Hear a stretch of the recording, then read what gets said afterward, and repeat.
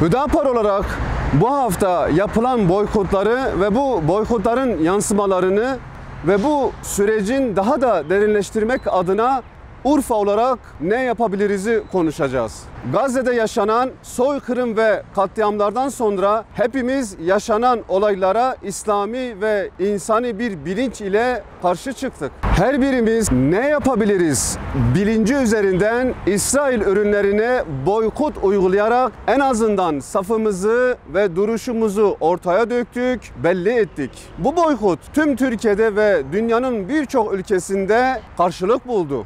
Bu karşılık sonucu İsrail menşeli firma hisselerinin çok ciddi manada değer kaybettiğini, düştüğünü gördük. Boykotun devam etmesi, dalga dalga yayılması İsrail'in can damarı olan maddi gücünü kırıyor elbette.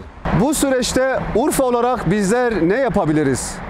Yerli firmalarımızın üretimlerinin arttırmaları için alan açılması lazım. Bu alanla ilgili altyapı hazırlıkları hususunda iki önemli noktaya değinmek istiyoruz.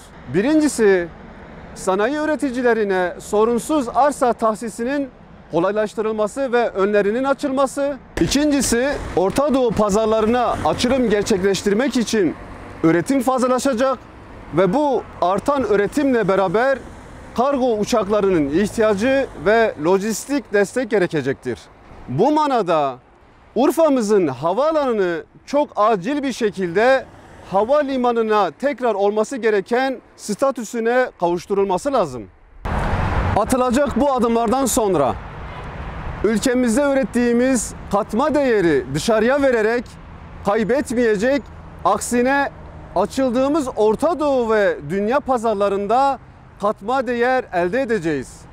Öyleyse başta Urfa milletvekillerimiz olmak üzere bu konuyla ilgili memleketini seven tüm yetkilileri bir an önce adım atmalarını bekliyoruz.